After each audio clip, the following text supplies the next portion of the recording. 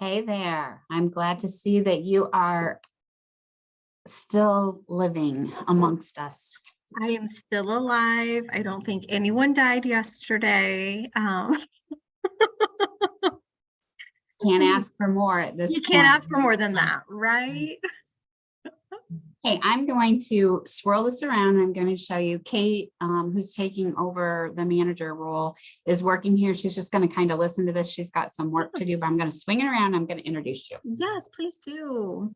So this is Kate Schultz. This is Casey Sizemore from Meditech, who knows our workflow. So you will be working together in the future as we move forward with building templates. So now you guys can put a face with the name too. Absolutely great. Thank you. And I'm sorry, what was Kate? What's your last name again? Schultz, Schultz. Awesome. Great. Yep. You and I will be working together. Good deal. Thank Casey you. and Kate, I like that. It's got a Yep. ring to it. Yep. Dynamic duo. That's right. So I think it looks like I was looking at the tracking on this and that the Cozan folks are going to be here. So with things not working for us, I wasn't sure what we would do. They still haven't been able to get the videos because their email doesn't accept, they're too big to send. We tried to send them all different ways. Somebody in Meditech Ambulatory was going to try to make YouTube videos out of it or put them on YouTube, post them on YouTube. That's what Mark had told me, but Yes. I don't think that's happened yet. Okay. All right, so I think Tanya was going to do that, so I'll follow up on that. Now, yesterday you guys were experiencing some of those access issues. Have you guys tried again today? Are those working today? No, we can't upload. We cannot scan documents. We don't have that create folder button. We trying to think here. What else? What about the health maintenance? The health maintenance, like two of them kind of have, but yet it doesn't function all the way correctly. Like they have CCM declined, but they don't have CCM enrolled. But okay, so I'm not sure. So we're not enrolling anyone in CCM right now, which is fine. okay. It's really fine. It's not that we cannot go on. However, like at the end of the month for billing, if they are going to try to, do you think they're going to try to bill out of the system for June? No. Okay. Well, then, because the problems, we have to have problems updated, and we have about 1,500 enrolled in CCM. So we have to have problems updated on those patients for billing. Okay. Right. And so the thought of that is like huge. So Right. I hope that, which I don't want to talk about that in front of Cozan because they do our billing at this point. Right. Okay. So what's weird is when I go in and I emulate. So like I'm in here as Deb Sweetser right now. When I go to my scanning desktop, I want to get everyone admitted here. Okay, it looks like they're joining us. When I emulate Deb and I emulated a Cozan member, I get that create folder. That's so weird. Okay. Okay. Hi, everyone. Thanks for joining. Hi, Casey. How are you doing? Good. How are you? Good. Hey, Julia. Thank you for coordinating this. I appreciate you doing that, knowing how crazy life has been for you lately. Well, you know, we feel really bad, Aisha, and it's not gone the way we would have liked it to, especially for your team. But our team was brought up to speed by this very lovely Casey Sizemore, who is going to be working with you as well. Basically, the day before we went live, because things were just got crazy and some things Julia, didn't go as I planned. understand. Believe me, we all understand. We've all been through a transition at some point in our lives, and we know it never goes according to plan. So Right. that Right. Well, thank you for your grace and your understanding. Yes, thank you. And Julia we were just kind of touching base on yesterday and some of the issues they were having. I had opened a couple tickets in regards to access, so hopefully we can get those resolved here soon. And then I also apologize. I know those videos that we had created, you guys are having difficulty receiving those. So I am going to follow up after this meeting to check in and see what the status is. I know they were going to get those uploaded to YouTube. So I will follow up immediately after this to verify where those videos are at. But in the meantime, what we're going to do today is, like Julia said, I met with her and the team. I don't even know what day of the week it is anymore. So the day before, today Wednesday. Friday? Wednesday. Wednesday? I have no idea anymore. Oh, We met Wednesday and we kind of just went through the whole process. And I think it just helped everyone kind of grasp what this is going to look like. And I know I'm not going to have all the answers for you, and I hate that.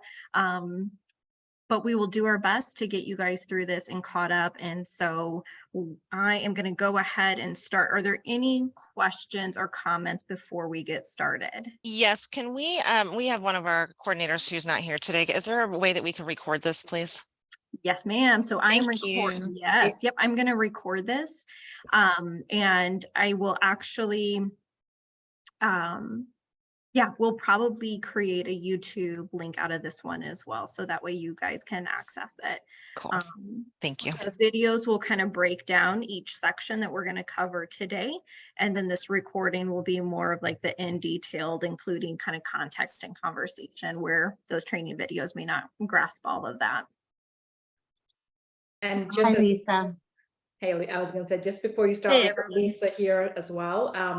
Lisa, Sharon, and I guess I'm going to leave any questions or clarifications you guys need to ask Casey. And I'll be here if you guys need me. Just shout out my name. I'll be multitasking. So Yeah, sounds great. Thank you. yeah, absolutely. Very open-ended, you guys. So please stop me if I'm talking about something and you're lost. Please let me know. If you have any questions, just interrupt me and I will back up and cover that. All right. So one thing that I do want to point out is that in the live environment, we are not allowed to use test patients for practicing. I don't know if that's something that you guys do on your end at any time, but I do want to point that out. We ran into issues yesterday in the live environment because of that. So I just want to start off by saying that no test patients should be used in the live environment for training purposes. You are more than welcome to go into our sandbox, which is our test environment, and you can use any test patient in the test environment, just not up in our live or production. So I'm going to go ahead and share my screen and get us going. Over to my corner. All righty. So on my desktop here, you can see that we have our Expanse WPL and we also have our test version. Now, depending on your guys' access, you may need to access both of these environments through Citrix if that's how you connect. So those same icons will be located on your Citrix. For today, I'm going to go ahead and just have us log into test. And I'm going to close out of my current one so that way we can start fresh. So up in the live environment, you will only see one option and it'll say GHS Live.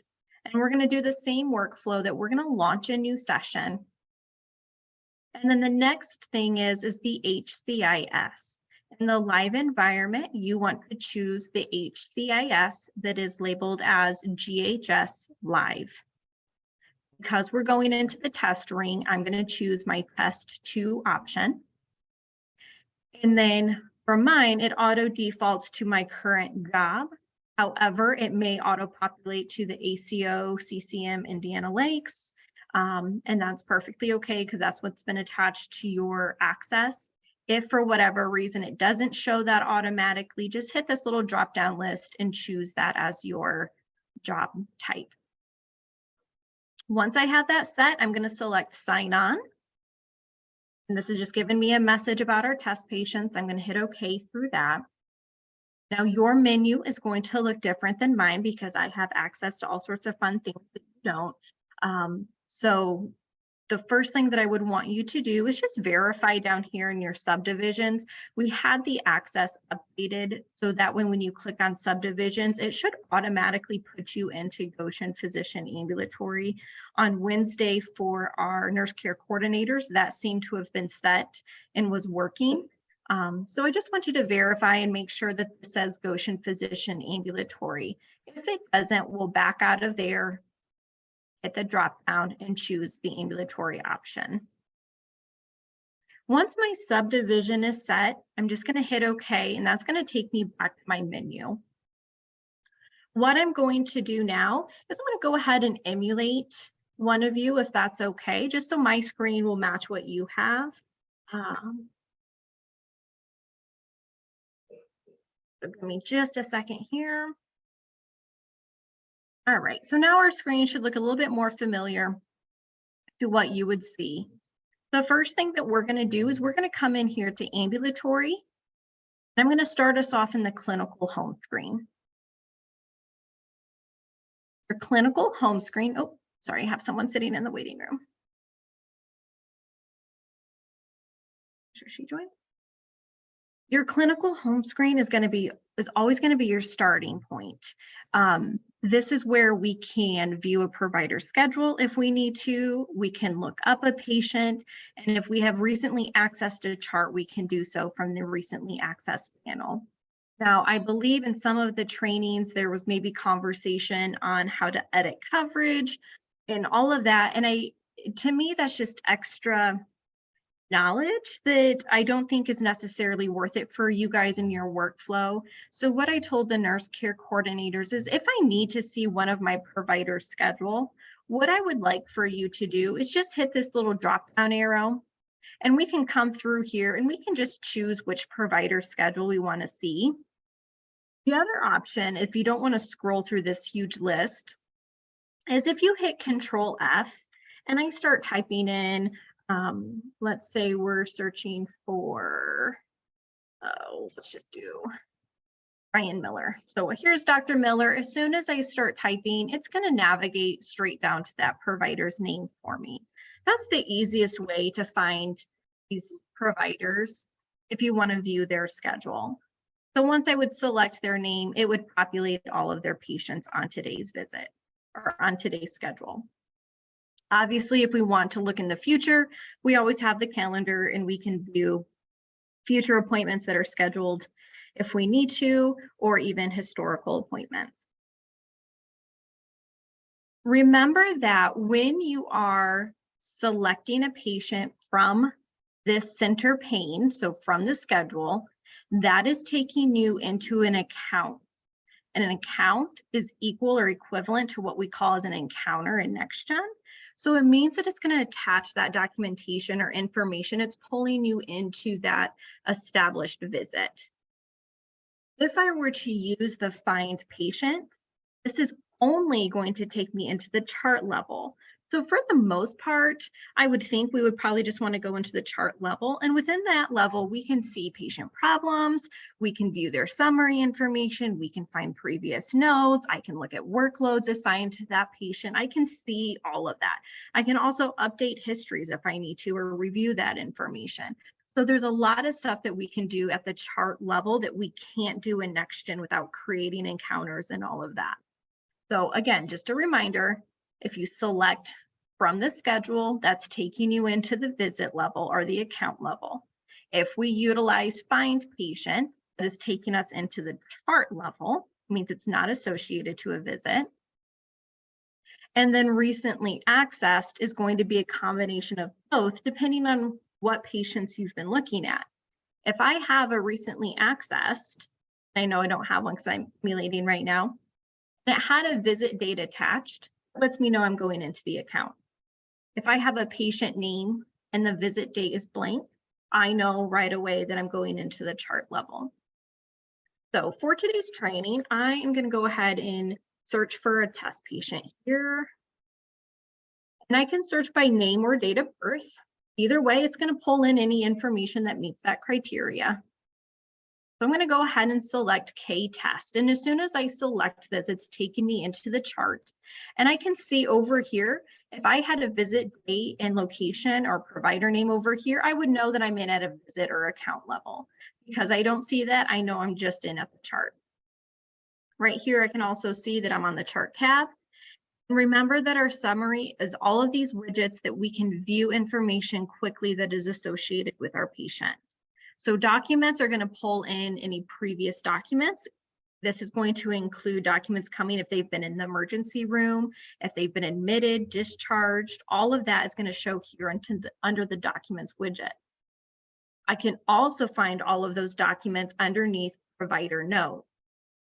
And I'm actually, you guys, if you don't mind, I'm going to switch to a different test patient that I know has actually information in it, just so we can get a better idea here.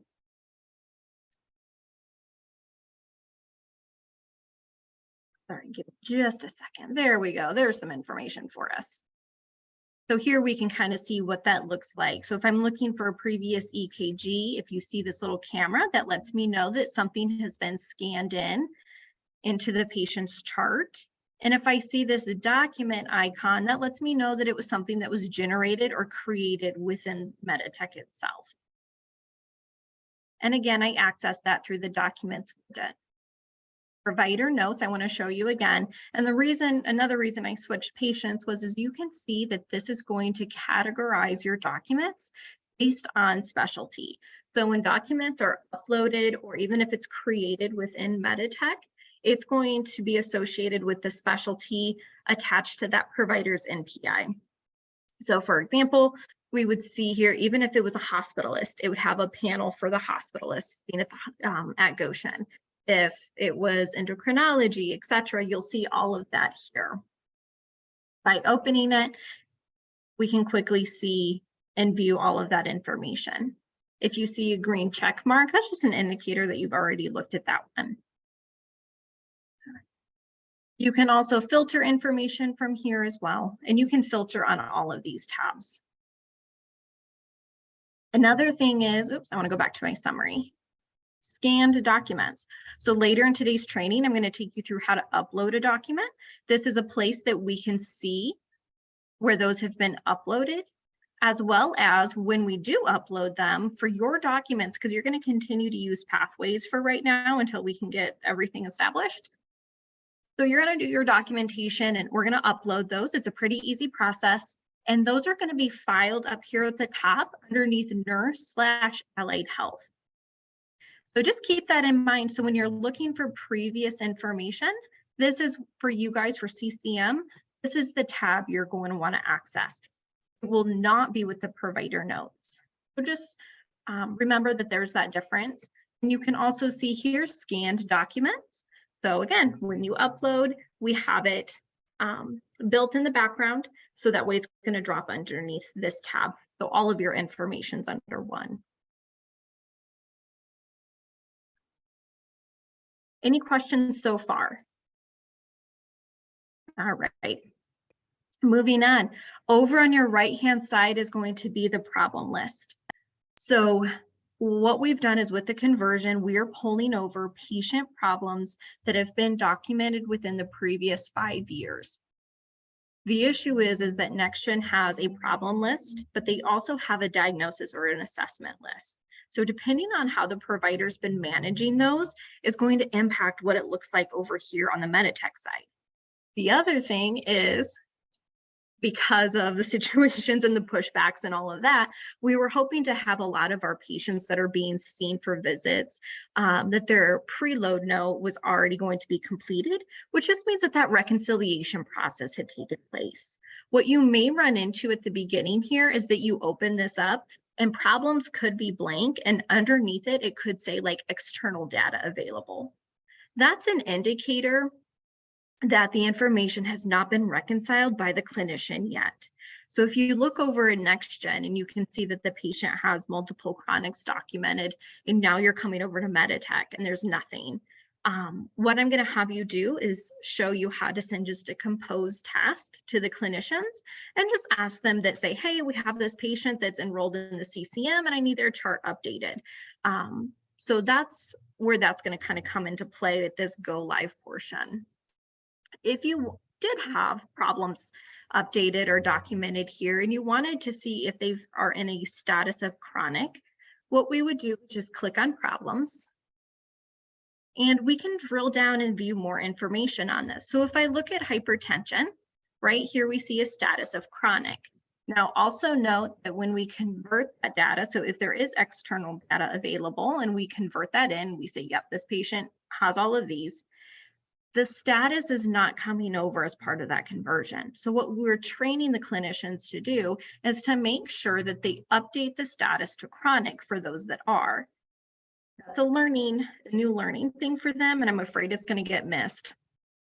So if you see one that you know is a chronic that you are going to be managing, we want to make sure that the clinician updates that. So again, we're going to send them a task and just say, hey, if you don't mind, can you please update this problem status to chronic? And the reason that's important is because I'm building a registry that's going to pull patients that are either eligible for CCM, and this right here is what it's looking for. The other thing here is I can see who entered it or when it was last edited. For you guys, you will not be adding any new problems though. So that's just a view to find more information. Medications as well are going to be converted over, and you may see external data available for those as well. We ran into some issues again yesterday where those charts just needed to have that preload workflow done prior to seeing that information. All right. Let's go ahead, and I want to take you into the enrollment process. So Lindsay, let's, I think, yeah. sorry, not to interrupt you. I think Lindsay has a question. Oh, yes, please, Lindsay. Hey, I just had to unmute myself really quick. So when I'm fairly new to this to the position, but I've found what works pretty well for me so far is actually just going into their couple of most recent notes. So are we able to review like the visit notes? Great question. So for visit notes, so we did not bring documents over from NextGen. Mm-hmm. The only thing that we brought over in regards to visit is going to be visit dates. So what you would see is, let's say they had a visit back at the beginning of May. What I can do here is I can see, oh, they had an appointment May 18th. So in NextGen, we're going to be working on 2 EHRs, right, for a little while. So we're going to open up, yeah, so we're going to be opening up NextGen, and I know that I need to go to my 518 encounter, and then I can view and see all of that documentation from that visit. That's a great question. A lot of the time I'll look at their most recent visit note and I'll say, oh, you know, are you still trying to do such and such, whatever provider mentioned, you know? Right. Yeah. And so with NextGen, you know, there was this whole talk at the beginning of the process of this whole project, like, when do we shut down, you know, NextGen rights and all of this? And really, it's to the point where we're like, we don't even have a timeline. I mean, it's just, we're not going to be documenting in NextGen anymore. We're going to be doing cleanup to finish out some of this kind of stuff. You know, because some of those results that came back in and patients contacted, right? Like, there's going to be this transition piece. But as far as being able to go back in and pull previous information, you're going to have to jump into NextGen, unfortunately. Now, I will say that one of the widgets that I like is the last assessment and plan. So let's say they had an appointment yesterday and they completed their note. I can open up this widget and it would show me the last assessment and plan for that patient. So once they're established in Meditech and they've been seen, it's great. But until then, we're going to have to kind of use dual EHRs, unfortunately. Great question. Any others? All right. So we'll move on to the enrollment piece. So this is one of those, I guess there's some access issues right now with some of the nurse care coordinators not having the ability to enroll right now. I am emulating and I'm able to do it. So I'm hoping you guys will be able to as well up in the live environment. I guess I am down in test though that I'm emulating. Okay, sorry, food for thought on that one. So what, yeah, Julia. I can give you feedback as you go. If you want me to, what's not showing right now. Okay. Unless you just want to show them how to do it. Let's just show them how to do it. And you got it. Okay. Yep. And then hopefully we can, I think Tyler and Janie's here today, who is my access person. So I'll grab her after this meeting and we'll sit down and look at it. So This is how we are going to enroll a patient into the CCM program. It's similar to how we were enrolling patients in NextGen, so we can keep track and we have that data saved at a chart level, so we can pull registries and work lists and that sort of thing for our CCM patients. So what we're going to do is we're going to come up here to menu. And we are going to scroll down. Sorry, I know you can't see, but your faces are covering my list. All right, so menu, chronic care management, it's down towards the bottom. This is going to be our routine to enroll a patient into the program. Because I'm already on my test patient, it is automatically going to pull in that patient's information for me. If I were on the clinical home screen, remember we talked about our starting point when we first log into the clinical home screen, I still have my menu and I can go to chronic care management. It'll just ask me to search for my patient. I didn't have to search for a patient because I was already in the Ray test chart. The CCM time, we are not going to be utilizing this panel to begin with, so I'm going to collapse it just so we don't get distracted by it. Down below, this patient here has actually already been enrolled, and I can tell that because I see all of this information down here filled out. If I were to come in here on a brand new patient, my CCM problems, it would say no associated problems to display because nothing's been attached to the enrollment yet. So what I would do is I'm going to come here and hit add problem. And it is going to give me a list of all of the patient's problems. This is going to include statuses that are in acute as well. So it does not filter out just chronic status. So that's why we talked about over on that right-hand reference pane, how we can kind of take a look at those ahead of time. And then we know whether or not we need our clinician to update information before I actually enroll them. Now, you can also start the enrollment process, leave something and come back and update it later. That's okay too. So let's say I know for sure I want to use hypertension and diabetes, and we're also going to do CHF. Once I have those selected, I'm going to select OK. And you can see they're now here in my table.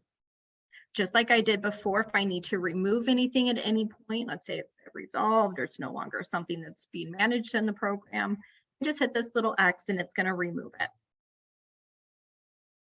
You can also rank problems. So if I wanted to change the order of these, all I would need to do, let's say diabetes needs to be number 1 and hypertension needs to be number 3. So add problem is how we make our selections.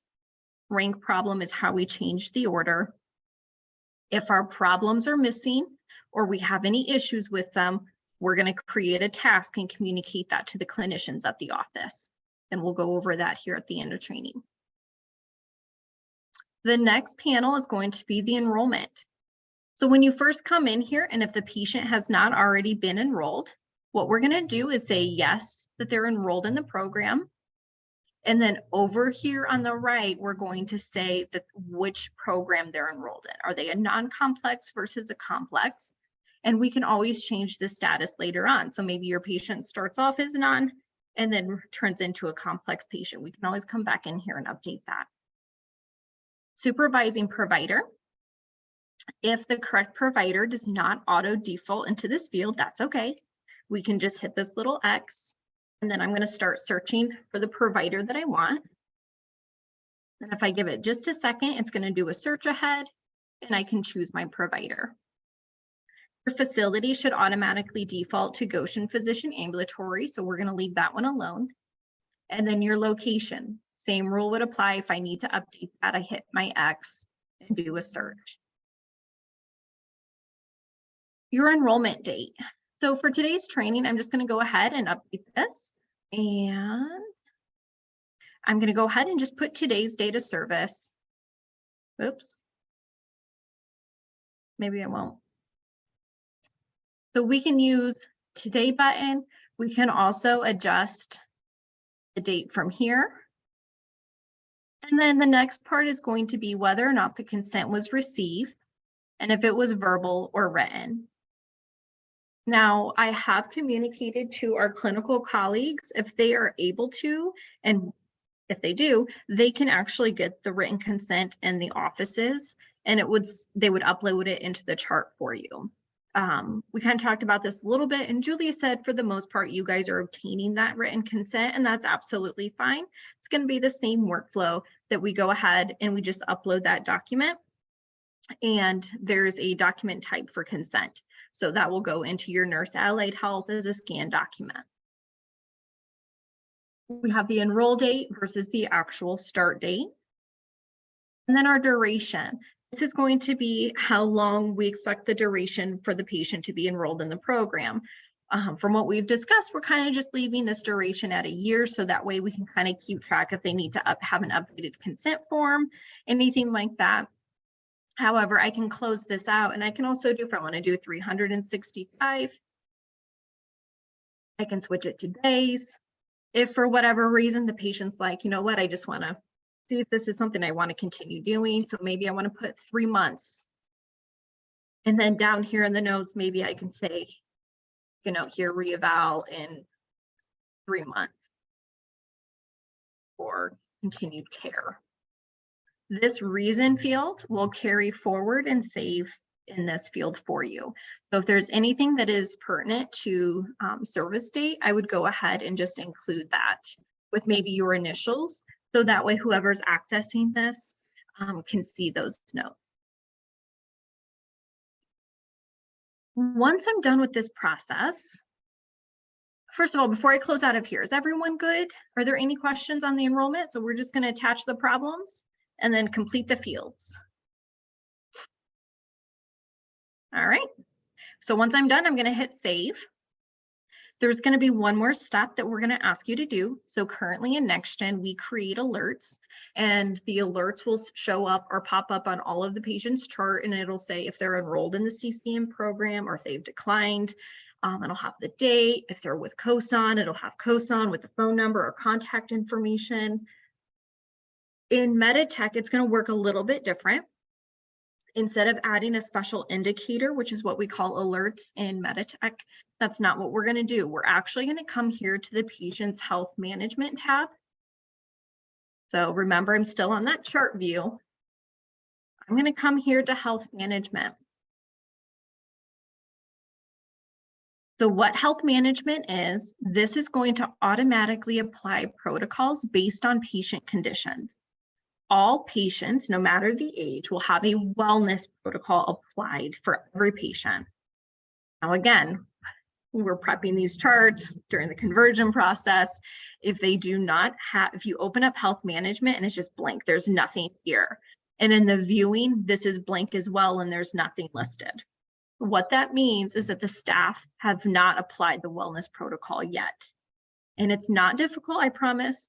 All you would need to do is if you open this up and it was blank, you would hit this drop down arrow and you would click Manage Protocols. And in this list here, wellness will be in bold font. You just click on wellness and hit save. And it will automatically apply all of these HM items for that patient. Because I already have applied, I don't need to worry about any of that. If that's not something that you feel like you can remember or you want to manage, you can always task the clinicians and ask them to apply the wellness protocol for you. So taking a look at this, now that I've enrolled my patient in the program, what I'm doing is I'm documenting we enrolled them on this specific date. So last done, I'm going to click in this field. And all I'm doing is putting in that enrolled date. So if you have, I can't remember what I chose. So if you have patients that maybe were already enrolled in NextGen and Meditech, we can come in here and we can update this field as well. You'll notice that as soon as I select that date over here to the right, it's showing me that it's due again in 1 year. If I needed to change that next due date, I absolutely can. I do that by clicking on my text, and then I go to next due, And right here is the frequency, and I can update this. And then it would change the information here for me. Save. And then my next due date reflects that interval change. The next great part about this is if I click once again on my description, I have the option for comments. And I had mentioned before that for you guys, since we label these if COSON is managing, what I'm going to do is come in here and I'm going to say COSON, and I'm going to put in my contact number. I can even add in like who the patient's assigned to. If there's any other information, I can just type all of that into here. When I hit save, it's going to add this little green comment bubble. And by doing this one extra step of putting in that enroll date for us, along with the interval and the comments, this is giving our clinicians and our providers a single source to come to find that information. So a lot of times there's alert fatigue. And so right now in NextGen, they just like, okay, and they clear out of it and they don't even look at it. So by adding it here to the health management, they're really going to be utilizing this tool in Meditech a lot more than what we were using care guidelines and NextGen. So I think this is going to be a great way for communicating that information. Now, obviously, if you talk to a patient and they decline services, we would do the same thing. We would leave enrolled part. We can leave that blank if we want to. And then down here in the declined, we can add in the date that they declined. If you want to take it a step further, you can inactivate these. So let's say my patient did choose to enroll. If I don't want that declination here, I can come in here and just inactivate it. I can add in a comment if I want to, and you'll notice that it just kind of grays it out. So it just makes it kind of like a visual, so that way when the providers look at this quickly, they can see their eyes focus on what's actually been done. Any comments on this part? So first we go to menu, chronic care management, we add our problems and we document that they're enrolled, and then we choose what program. We're going to come back to, we're still in that patient chart, so we're just going to come to the health management tab. We put in our enrollment date for last done. It defaults to 1 year. We can click on the verbiage, add comments. We can change the next due. I need to audit if I want to see what's been completed. If maybe I look at this, I'm like, man, that's not the date that I put in. Or why did that change? I can do an audit. If the patient declined, I would do the same process as adding a decline. Any questions on this part? How do we know if a patient is high risk? Oh, I'm sorry, Sharon, what was that? I realized my mouthpiece was on. There we go. There. I do that all the time. How would we know in Meditech if a patient is high risk? Sure, how do you know in NextGen right now? There's an alert that pops up as soon as we pull the patient up. Julia, do you know who puts in that high risk alert? We do, and it's a great question, Sharon. And this is the only way that I don't know a way that we're establishing it between the two besides this. So if there's a note in there under this enrollment, it should have our care coordinator's name. And I can ask about, they put high risk with their name.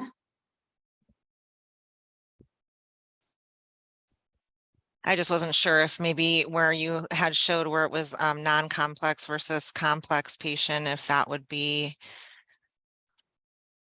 how you would do it or not. I think when we get to billing, and which goes according to minutes, of course, we all know. I think that's going to, I'm not sure. I'm not sure, Casey, if that's when we go to billing, because this is going to be attached to billing, obviously, because the upper part's with minutes. So I'm not sure. I would at this assume we probably point. wouldn't want to use it here then if that's the case. Yeah, Yeah. Yeah. and that's what my assumption is, Sharon. Yeah, I wouldn't think so either, because a patient can be complex CCM that we're working. That's not a high risk patient that right. nurses Right. at Goshen are working. So Yeah. So I Good would point, Lisa. recommend utilizing the comments in regards to that from what I'm understanding, and Julia, having your nurse care coordinators add that information in here. The other thing, Julia, that we can talk about is, and we can kind of take this offline, is on the summary, there is a bulletin board as well. So again, when Oh. you first come into the patient's chart, there's a Okay. bulletin board. It doesn't like pop up like an alert, like you would have to go in and look at it, you know, but that may be another option. So we can kind of talk about that, but I would say for right now, because I think this requires, I don't know if they have access, because that requires, let me see here. Well, I'm emulating again, I'm in test, so you may have access to that. So I'll make a note here. But let's go ahead for right now. Let's go ahead and use, if everyone's okay with it, let's use those comments with the health management, since we know for sure. And then if we need to move, if we find that that's not easy to find, or we don't like that, whatever the case may be, then we can just maybe look into the bulletin board. Could I ask a quick question? Of course. Okay. So as a care coordinator, when I go in to enroll a patient into CCM services, like, how do I know which to pick? you're gonna do not complex. Okay. And can't that change, like, based on their needs? It can. So whenever you have a complex patient, you'll notify your supervisor. And then we can flip that. Yeah. And Lindsay, I'm going to show you here. I don't know how you guys communicate that right now, but I will show you here in a little bit how we communicate in Meditech as far as tasking goes. And that if you do stumble across a patient that you need to communicate that with, that, you know, maybe that's something you guys choose to do out of Meditech, or maybe if you have a way of doing it in Pathways right now, that's fine too. And I think I saw someone else unmute themselves. Is there another question? Nope. All right.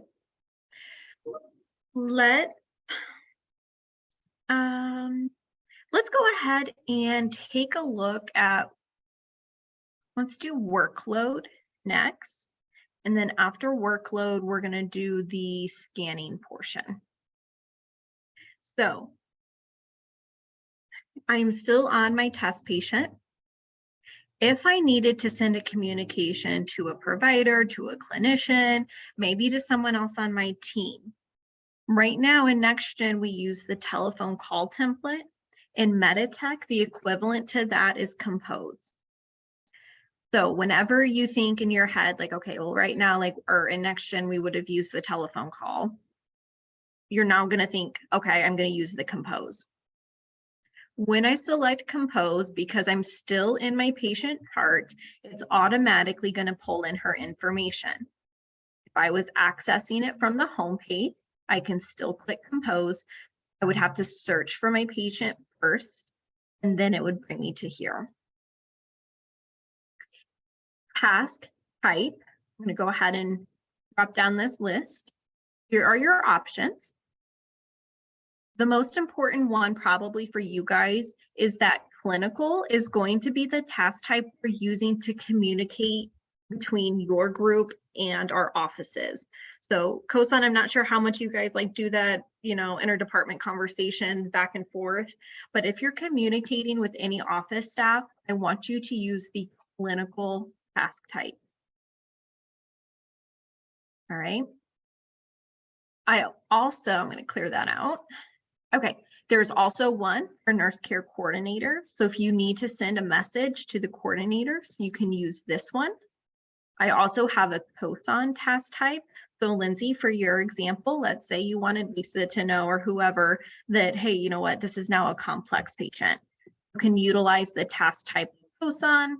We also have patient call. That may be another one. So let's say that the office receives a phone call and it really needs to be directed to you guys. It may come through as a patient call task type.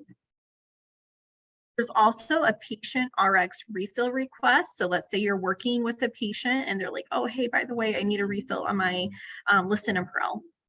We can go ahead and utilize this and task it to our providers. If you need a referral request from your provider, you can do so here. And then we also have one for social work. So really the task types that are separated out to your guys' team, that's more for like interdepartment conversations and items. Clinical task and patient call and refill request are going to be those communication types going from your group back into the offices. Does that make sense? So let's go ahead and we're going to just choose clinical. Yeah, we'll use clinical. And I'm going to start all of my subjects with CCM. The reason I want to do this in my subject for all of my tasks is because when you do a workload message, it files to the patient's chart. And that's going to be the case for all calls or all tasks within the patient. So by starting your subject by CCM, we can do one, a quick search, so we can separate yours out from everyone else's. And two, when you're looking at the workload messages for a patient, you can visually see it easier. So let's say I put in here CCM. I'll put in here maybe problems need updated. Taking a look at the compose message, I can always file directly to the chart, and this would mean that I don't need to task it. Maybe I'm just updating information in this patient's chart. I don't see that happening a lot for you guys at this point. What you're going to do majority of the time is that you're going to select a recipient. So let's say that this needs to go to Berger's clinical group. If I search for Berger, you're going to notice that if I see a single profile, that means that it's going directly to that provider or that person. That's option one when you select a recipient, is sending it to an individual. Option number two is that you can send it to what I call a bucket, because to me, I can visualize that better. But your double profile icon means that it's going into a work group. It could have multiple people in it or working out of that bucket. So let's say you don't know who is Dr. Berger's clinician, or maybe you don't know, like, does this go to triage? Does this go to his rooming MA? I don't know. It's not for you to have to worry about. You can just choose that clinical group and they will manage it from there. So you can see now that's in green, letting me know that I have it selected. Over here on the right, if I want to mark this as important, I can. So maybe this is like, I really need this done now so that way I can get her enrolled. And I can just put in here, preload no is what we're calling like that chart prep needs to be done. So preload note needs completed on this patient so that I can maybe properly enroll. You also notice that there's a send on. So maybe there's a future task, like you're talking with a patient and you're like, you know what, in a couple of weeks, I'm going to have so-and-so call you and check in on you. Like maybe you're going to be on PTO or something of that. And you want maybe, you know, Lisa to check in on a patient for you. I can update that send on and change the date. And that means once that date occurs, it's going to drop into the workload. So once my information is in here, as soon as I select save, it sends the task. There's no like save and send or anything like that. As soon as you save, it goes. Any questions on composing a message? Let me also point out, I'm going to go back to one. I'm just going to choose something here real quick. If you go to select a recipient and their name is grayed out, do you see how like this one here, this Larry Get Fit Get Healthy Allen is grayed out? In the Meditech build, we have to set access so that way specific users or groups can receive, create, or view task types. If you were to choose a task type of COSON, and then you tried to send it to Dr. Berger, you see how he's grayed out? Even his clinical group is grayed out. That's because they do not have access to receive this task type. That's why I mentioned before, we want to make sure that we're using clinical, patient call, refill request. Those are our task types for the office communication. So if you ever see that and you're like, gosh, why is it like that? That's why, is because they don't have access to receive it. All right, let's take a look at workload. So I'm going to go ahead and jump in here. And right now I can look at this workload tab and I can already tell you that my coverage is turned on. I'm going to go ahead and turn that off. So I should only see items that are associated directly to me. So someone sent me a task and put my name as the recipient. I would see those in this list here. If I wanted to work the COSON bucket, let's say, I would edit my coverage and I would cover the CCM COSON. I would hit save. Now I can see, again, this is in our test environment, so don't panic. I can see all of the tasks that are sitting in your guys' work bucket right now. So if I opened up clinical, I would see here that Jenna Hall, why am I back in Dr. Berger's? Oh, our work groups are all messed up in tests. Okay, it should say, I apologize, it should say from Jenna Hall to COSON here. All right, so these would be the ones that I know I need to take a look at. If something gets dropped into one of these accordions, and let's say I look at this one and I go, well, crayon test is maybe, Lindsay, maybe you say, well, this is my patient. This isn't something that, you know, everyone else needs to take care of.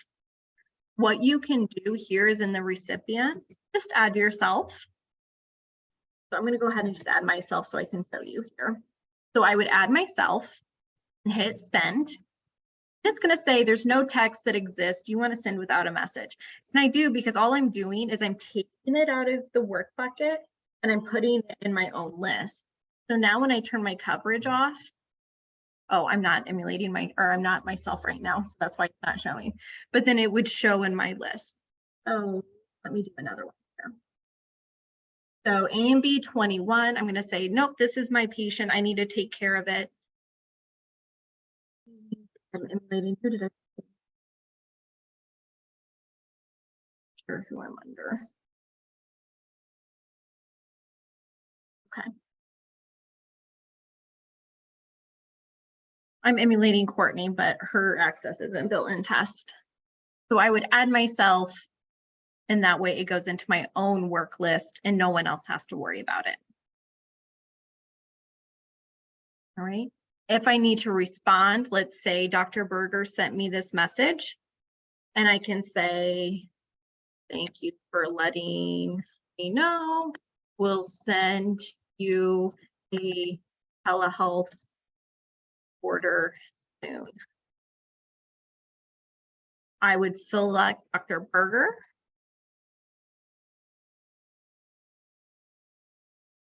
And I would hit send. And then that's going to take it out of my bucket then.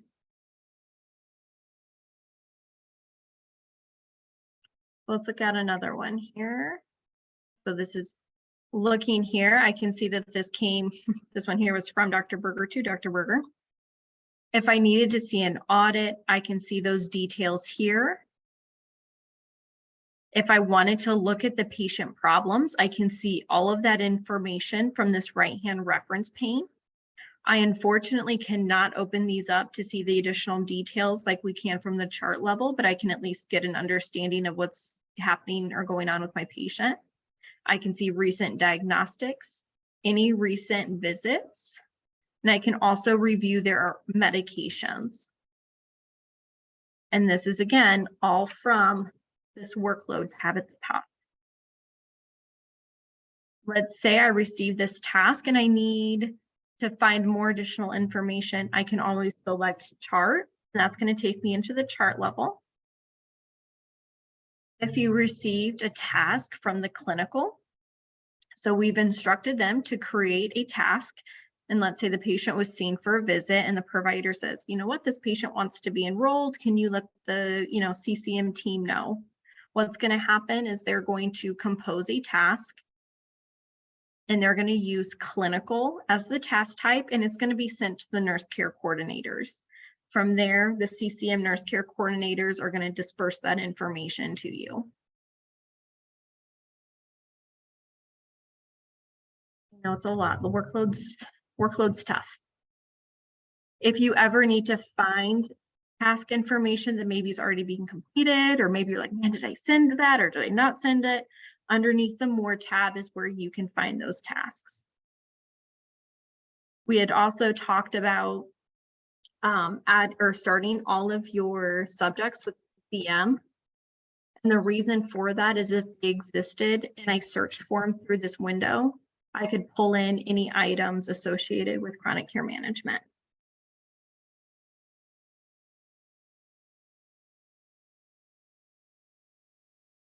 Questions on workload?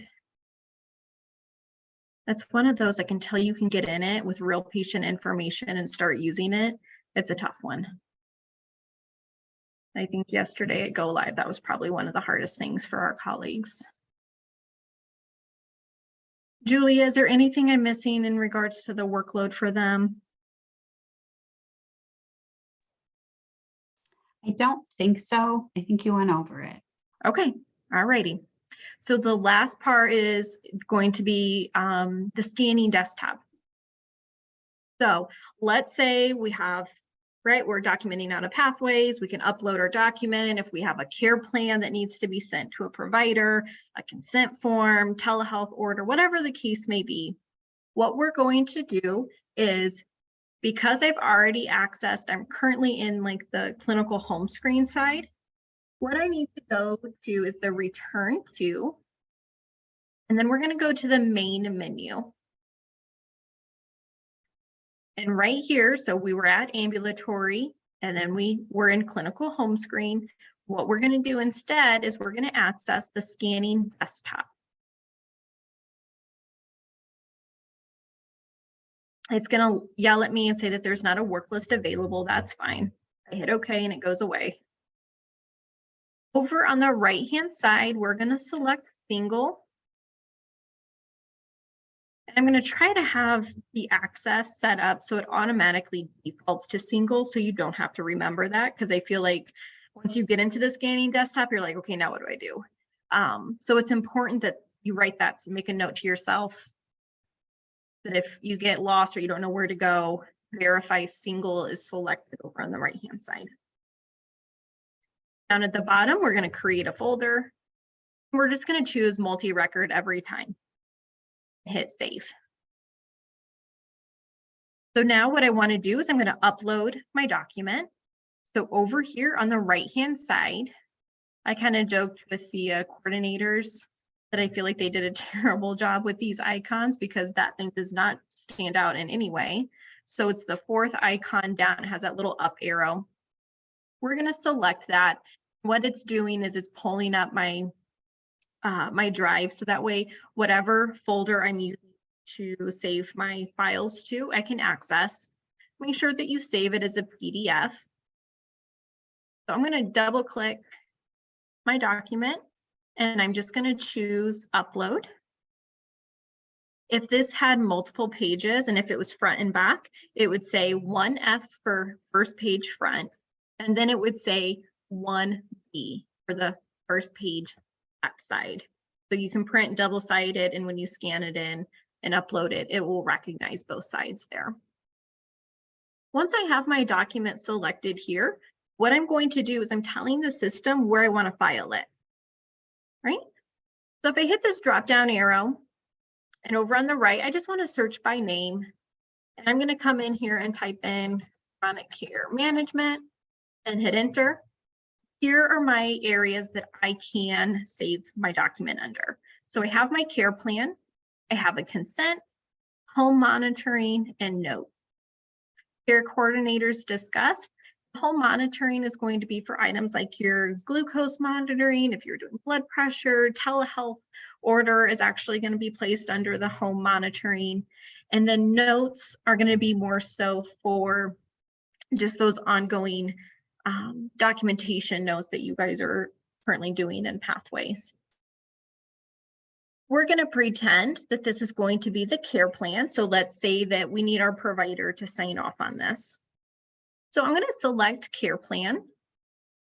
Down at the bottom, I'm going to choose what patient it's associated with. So I'm going to do test, array and hit enter. Right here, we can see my patient. So I'm going to select her name. It's automatically going to ask me for additional information. Expiration date's not required. If this was a consent form, maybe we want to put in a year, the expiration date, but for the care plan, we don't. My episode date and time. If I hit my little drop down arrow, I like to kind of just do today. And then down here, I hit now. And here in the comment, we want you to put in CCM and then whatever the document is. So I'm going to put in here CCM care plan. Underneath your care plan document type and the home monitoring document type, you are going to have an additional box down here that says message task provider. What we're doing is we are saying, do we want to task this to someone? And we do. So I'm going to go ahead and type in here Berger and hit enter. And then I can choose Dan Berger, verify that that's the correct one. And now when I okay this, the system is automatically going to transfer this and send a workload message. Do you guys want me to go through one more on that, or do you think you're good? I think we're okay. Thank you. Yep, absolutely. And then that's it, guys.